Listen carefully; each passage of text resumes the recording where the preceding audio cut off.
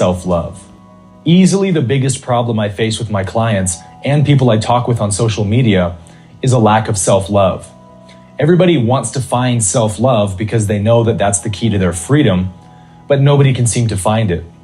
And in my experience, most self-love teachings are completely well-meaning, but take a very wrong approach towards it. They talk about self-love like it's something you need to find or attain or get. And if this idea is instilled in someone's mind, then they'll be off on a wild goose chase for the rest of their lives, chasing after something they'll never be able to find. So I'm gonna do you a huge favor right now and tell you something that no one's probably ever told you. And that is, you cannot love yourself. Why? Simple. Because the you who's trying to love themselves is the same one who has no self-love. Or we could say, the one who's trying to do the loving is the same one who believes they're unlovable. So it's the proverbial catch-22. You can't love yourself any more than you can pull yourself up by your own bootstraps. Love is your true nature already. You simply have to see it. Oftentimes you'll hear people use the phrase, you just need to learn how to love yourself. And this sort of demonstrates the egregious lack of understanding about what self-love is. You cannot learn how to love yourself because love is not a concept. Love is a reality you must see for yourself. It is simply the byproduct of knowing who you really are. You cannot love yourself because you are love. So telling someone to learn how to love themselves would be like telling the sun, you just need to learn how to illuminate yourself.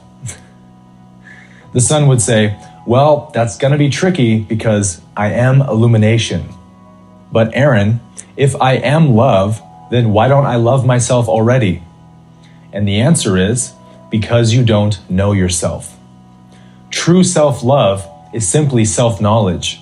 So if you don't love yourself, that's only a sign that you are knowing yourself wrongly. You're living with a host of uninvestigated assumptions about who you are.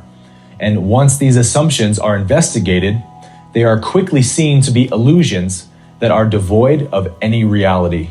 For example, one of the main reasons you can't love yourself is because you believe you are a body.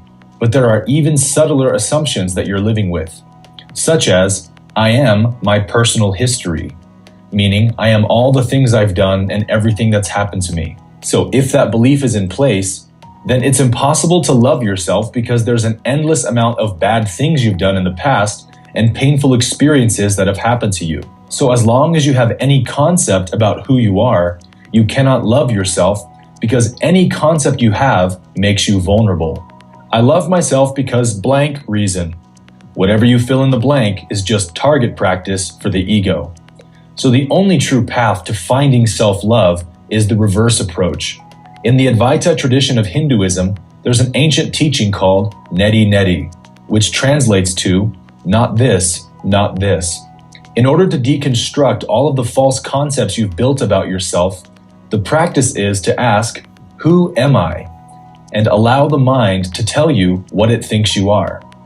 And if any concept arises, you can be sure, I am not that. This is why the Buddha defined enlightenment as simply the end of suffering. Not the presence of something, but the absence of something.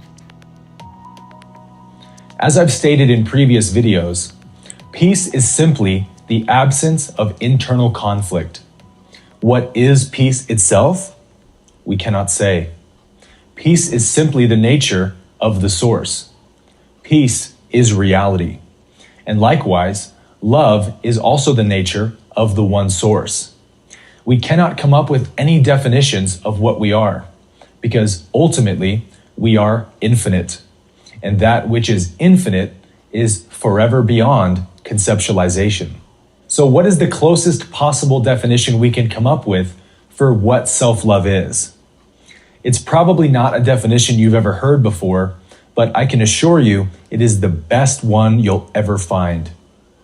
True self-love is simply the absence of guilt. As I often discuss on my channel, The ego is a part of your mind that is designed to tell you that your value is determined by what you do.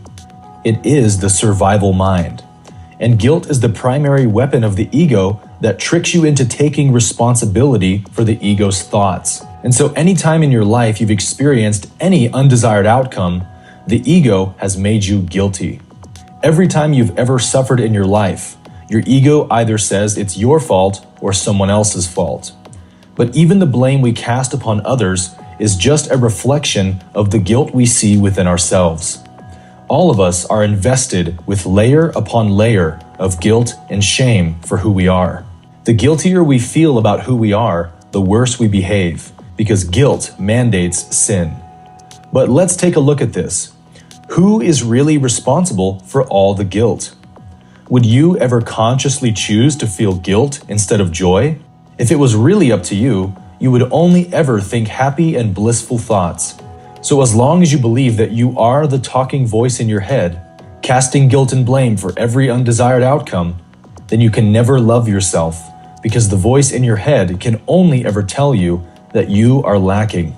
Guilt is the ego's entire system of control, because without it, the ego cannot maintain any influence over us.